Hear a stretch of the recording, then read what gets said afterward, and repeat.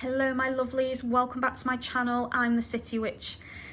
So today we're going to be doing a book review, and today's book is Secrets of La Santa Muerte, a guide to the prayers, spells and rituals and hexes by, and I hope I say her name right, Crescinda Stone. Apologies if I'm saying her name wrong. I think it's pronounced Crescinda. So Crescinda is a fairly new writer on the block. I've not read any other books by this writer at all, so I don't know what her previous experiences are in writing and creating a book and talking about a deity of this nature. She does give a little bit of a background on her and her spiritual practices. So she talks about traveling the world a lot and how well traveled she is. She talks about it being her life mission to actually gather information from as many spiritual practices as she possibly can and try and pass on those experiences to others. The first thing that came up for me when she said that was I felt like she could step on people's toes and that cultural appropriation could be an issue with this author. I didn't see it massively in this book personally, but I do feel like it could be an issue in the future if she's doing that and not getting permission from the communities she's speaking on and the religious practices that are closed. Now, working with Santa Muerte herself is not closed, but a lot of Bruja and Bavarian religions, I hope I'm saying that right by the way, are closed. And the information that she touches upon, I am unsure whether she mentioned anything that was from a closed practice, but I can imagine there might be some Brujas out there that are really pissed off because she's putting things in the books that she shouldn't. So her story threw up a red flag for me personally. The other thing was, in her story, she mentions about being a spiritual practitioner for about 6 years, and she's only been working with La Santa Muerte for about 4 years. Now, that's the same length of time that I've been working with her, and I have to say that this book was full of rubbish information as far as I'm concerned. There was far better books out there, and this is the 8th book on La Santa Muerte that I've read, and the others were far better. There was only one other book that I wasn't keen on, and it wasn't that it was full of rubbish information. It had a lot of fear-mongering in it, which is exactly what this book does as well. Whereas all the others talk about the common misconceptions of La Santa Muerte, how people like to fearmonger and talk about her killing off loved ones, smiting you and all that jazz, and they actually put those theories to rest and actually talk to you correctly about venerating and working with this deity to avoid such things happening to you.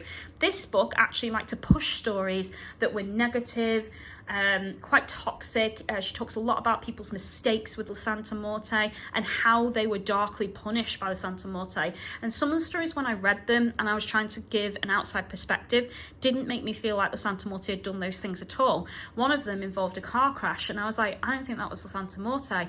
Not the way it was described. I mean, it could just simply be an accident. Not everything is down to divine. And I think we've got this habit of putting all of our hopes and dreams on the divine. So when something manifests, suddenly we have to thank a deity for it, when it could be our own energy and our own intentions and our own willpower that manifested that. But then the opposite is true. When something negative happens, it's, oh, I must have pissed off some deity, I must have done something wrong, oh, I must make my apologies.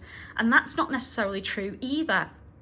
So I think we have to carefully analyse the stories that are in this book to fully understand whether we think La Santa Muerte punished the person appropriately and fairly for what happened in that situation, or if it was overkill and it actually didn't look like it was her at all. So breaking down the stories, if you're going to read this book, is very important, and forge your own opinion, guys. But in my professional opinion, with working with Santa Muerte, I have found that she is a territorial deity. She definitely needs her own space, her own shrine, her own altar. You cannot mix her with other beings. That is certainly true. If she put something on her altar, she will tell you if she dislikes it. And if you try to give her something that she doesn't want, she will also tell you if she dislikes it. I've never found that she has punished me or actively done something against me to harm me just because she doesn't like something I've given to her. If I've forgotten to do something for her, I found her to be quite forgiving, so long as I am sorry and make my apologies to her appropriately. So long as I tend to her altar on a regular basis, she's always been helpful, right by my side. She's always been willing to work with me on everything I've asked. And she's asked me for certain devotional acts and I've come through on them. And then she's also praised those things as well. So I don't think she's as vengeful as this particular author has made out in this book. So the author, as I say, fills this book with stories. So the first thing for me is these stories are quite long-winded. They could have been shortened down, and some of them really just didn't have a point, in my opinion. I honestly think she was telling the stories because they were negative and she wanted you to be afraid of this deity. Which brings me to the interesting subject of why write a book about the Santa Muerte if you're actively trying to put people off from working with this deity. So that for me was another red flag about this author, because I honestly think she doesn't want people to work with this deity, or that she thinks many people working with this deity are not serious or not taking it seriously. So therefore she's trying to make them look bad, turn people away from working with Santa Muerte, make the practice of working with her more private or stricter in some way. That was kind of the impression I got. The other thing is she uses the title Secrets of La Santa Muerte. Well, I was waiting for the shoe to drop. Where's these secrets? What is it she's going to be teaching us that's so secret? And there was nothing. I read the book from cover to cover, and I honestly could not find any secrets in this book whatsoever that I didn't get from another book that had been published years before. So there was nothing in here that was secretive. So that was rubbish, and I think a poorly chosen title. She does offer prayers, spells, and rituals and hexes. However, she doesn't create those. They come from completely different authors and creators and worshippers of La Santa Muerte.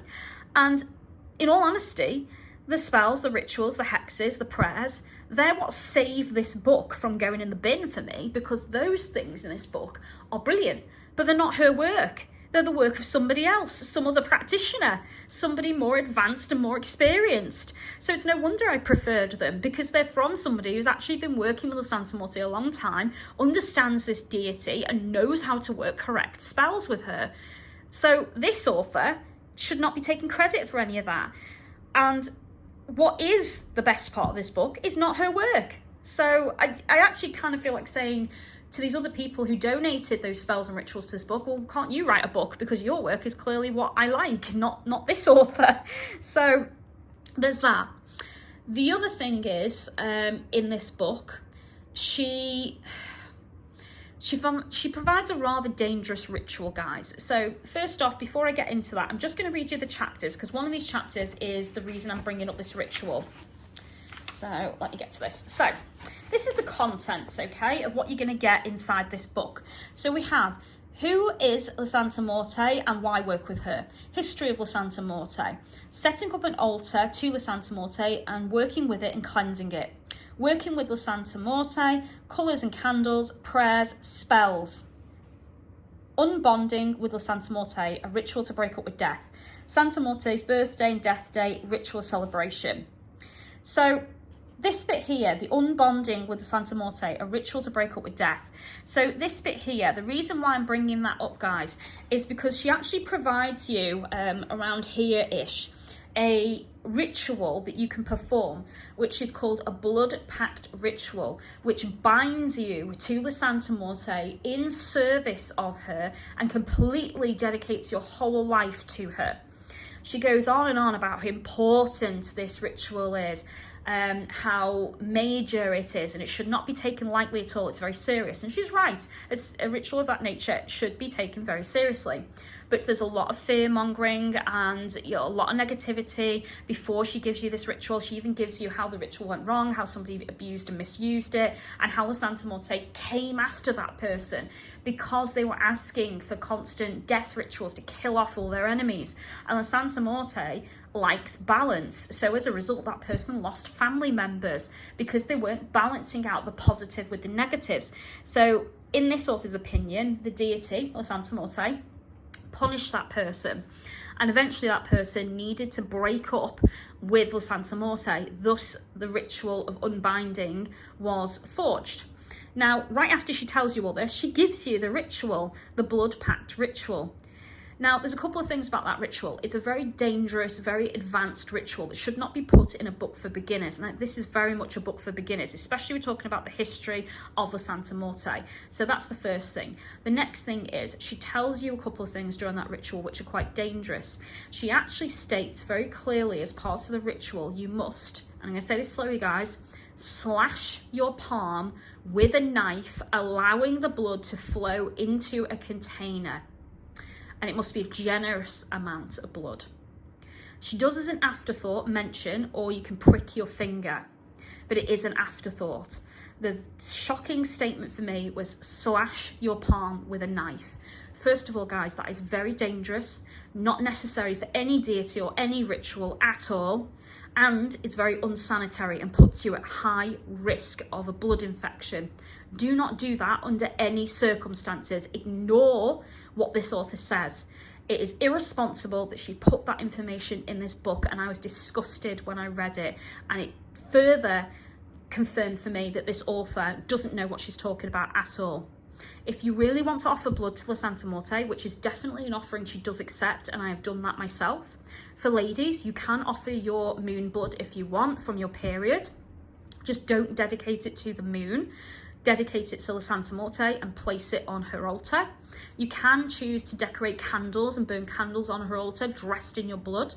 And for anyone else, if you don't want to dedicate your period blood, ladies, and for men, because obviously you don't have periods, if you would like to dedicate blood, please use a lassiter to pierce your finger or thumb and drip blood into a vial or into a small container. You do not need a generous amount of it, like she said. A single drop is massive in the eyes of the divine, no matter who the divine being is, including La Santa Muerte.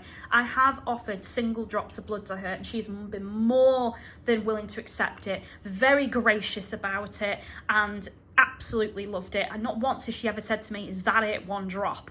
So do not, under any circumstances, please, nobody do the blood pact ritual in this book, and nobody please slash your wrists or your palms or any other part of your body to perform this ritual. Just a tiny pinprick will do, guys. Honestly, if you have a scab, you could pick the scab off and make it bleed if you really want to. That's fine as well. You know, just don't put yourselves at risk. For love of the gods, please don't do that. So that's why I'm mentioning this, guys, because she gives you that ritual over here, and then she goes through all of working with it, and then at the end, kind of as an afterthought, goes, oh yeah, I better give you a ritual in case you want to break up with her as well. I don't know how legitimate that ritual is, and in all honesty, I would never bind myself to a deity in such a way anyway. But I don't know if you did, if that ritual would work, and I'm not planning to test it because I'm not binding myself to any deity in that way.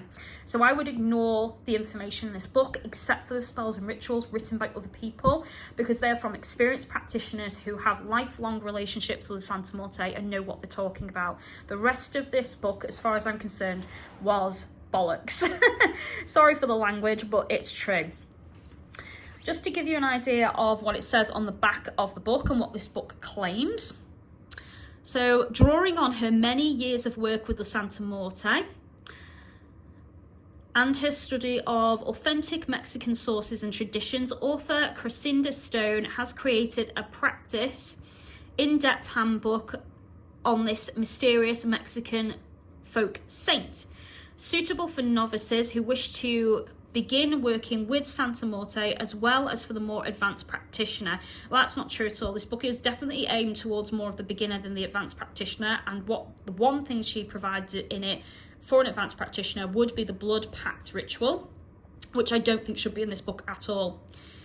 So advanced practitioners who want to fine-tune their practice. Secret to La Santa Muerte features prayers, spells and rituals for a wide range of needs, including love, sex, money, good health, and with legal matters and protection hexes. Well, that bit's true, but they're not written by the author. The book covers the fascinating history of the powerful folk saint, as well as practical tips for the following techniques: creating an altar for La Santa Muerte and keeping it cleansed of negative energies and free of demons. That bit is not necessary. Like, free of demons, your space shouldn't be demon friendly anyway, unless you are a demonic practitioner and choose to work with demons. Any spirits that you work with and have a connection with should share your sacred space, no matter who is in it, whether that's La Santa Muerte or any other deity. You can have an entire room dedicated to your craft and have multiple altars in that space. All the spirits should learn to get along, because they're there for you and your practice. If they can't get along with you and your practice and each other, they should not be in your space, full stop. And your space should be very well protected anyway, guys. So please ignore that, the free of demons bit. That was useless and shouldn't even be on the book. Interpreting signs from the Santa Muerte, including whether she has accepted an offering, that bit was okay. Using the moon's power to heighten your work with her. Now, comments on that. Santa Muerte is more of a sun deity, not a moon deity. Out of the 8 books I've read so far, this is the only one that claims that she is connected to the moon.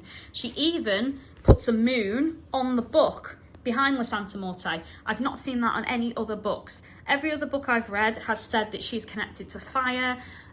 Some have actually traced her back to Aztec culture, saying that she's an Aztec fire sun deity. Some people repute that, saying it's not true, that she's not got Aztec origins, but I'm completely unsure. As I'm quite new and only been practicing with her for 4 years, I'm not kind of ruling anything out until I'm sure myself, until I've thoroughly finished my own research, and I've not finished yet, guys. So I will say that all the books I've read say the same thing. Fire deity, connected to the sun, connected to death, holy death. There are certain patterns that are coming out in all of the books. All of these experienced practitioners are saying the same things, that she can be a little bit territorial. The only other beings that she'll work with is a couple of angels, a few saints, because of her Catholic background. When she was brought over by the Mexicans into Catholicism, she will accept certain saints and angels, and obviously the Virgin Mary and God and Jesus. There are those beings that she will work with, but nobody else from any other pantheon. And she is very territorial about her space. She does need her own altar, she does need her own offerings, and you can't mix that with any other deity. That I've found to be absolutely true about her, and so have many other practitioners. So that is not personal UPG, it's mythos that matches the myth of La Santa Muerte. Whereas the stuff about the moon in here, not true to her myth at all. Nobody else has discovered that, and I don't consider it to be one of the secrets she's revealed in this book, because it's not a secret, it's just incorrect in my opinion. Working with her through candles and statues. So she does give some insightful information about the different statues and what they can be made of and what that does to your magic. So that was new information and interesting. Using colour combinations in your spells to work to achieve your desires. So there is a number of things in this book that are, complete rubbish that should be ignored, but the things that are good, the spells, the rituals, the hexes, all good information, but not written by this author. The section about cleansing the altar, she overkills it in that. She talks way too much about cleansing, and actually, if you're cleansing your altar that often, guys, then really you need to look at your protections and your personal cleansing and your personal hygiene in the space you're working in, because there is a problem there. You don't need to cleanse as often as that, and you certainly don't need to take your altar apart as often as she claims. And the other thing is, she gives you a section talking about what your statue is made of and what magical properties that will have, but that's a bit later on. She gives you the cleansing bit first, where she tells you to bathe your statue. I only agree with that if your statue is not made of wood. If you're bathing the statue as often as she says you should, and it's made of wood, the wood will warp, it will become damaged, it will absorb all those oils and treatments and soaps that you're putting in the water, and eventually it will grow moldy and become damaged. So poor information. She's not thought that out at all, and she didn't say at any point in the chapter about cleansing not to do this if you have a wooden statue of La Santa Muerte, and she should have said that, and she didn't. So please don't do that, guys, because you will damage your statue, and they are not cheap, so you will have spent a pretty penny on it and it will all go to waste. You will find eventually it will degrade and look awful, and it might even start to smell as well. So please don't do that. My honest opinion about this book, I would not score it higher than 4 out of 10. I think it's poor quality, and actually the only reason I'm keeping it in my collection is for the rituals and spells, because that is what saved this book in my opinion. So that concludes my review of this book, guys. Thank you very much for watching. If you enjoyed this, please give me a thumbs up, click the bell so YouTube will tell you when my next video comes out. If you'd like to offer like, love and support to my channel, which I'm absolutely grateful for, guys, you can do that through my Amazon wishlist or Patreon, and both links are provided. If you'd like to ask me any questions or contact me for my magical services of spellcasting or divination, you can do that through Facebook, Twitter, Instagram, or via email, and all the links are provided, guys. Thank you very much for watching, and I'll see you next time. Blessed be.